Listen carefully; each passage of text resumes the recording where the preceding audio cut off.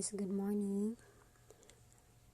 Ang ituturo ko sa inyo ngayon guys kung paano mag-download ng mga sound effects or mga memes gamit ang inyong Android phone.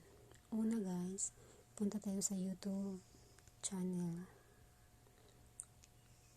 Tapos, i-search natin yung funny sound effects. Funny like ito guys. Yan, madami dyan. Magpipili-pili lang kayo dyan kung anong gusto nyo. Madami yan dyan guys. Kung anong nababagay sa video nyo. Kunyari, ito guys. Yan. Kung yan ang gusto nyo, tap lang natin yung share. Tapos, i-copy link siya.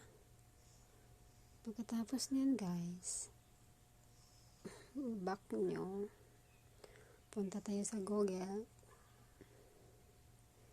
Yan, i-type nyo yung ytmp3.cc.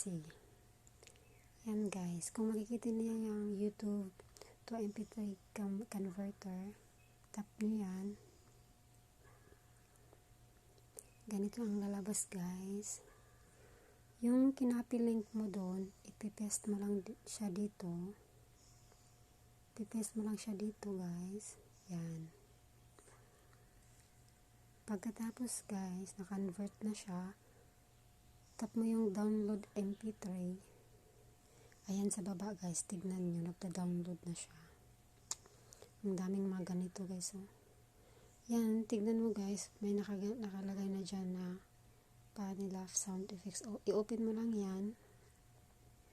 Ayan, pwede mo na makita mo. Naka-download ka na. Yan. Yan guys. O kahit mga memes lang or ibang mga pwede mo din gamitin dun. Kung ano lang, audio, kung walang video, itatap mo is yung mp3. Pero kung gusto mo ng audio video guys, ang itatap mo is yung mp4. Tapos same lang yung mga step, kung mp4 kung video. Ayun lang guys, thank you.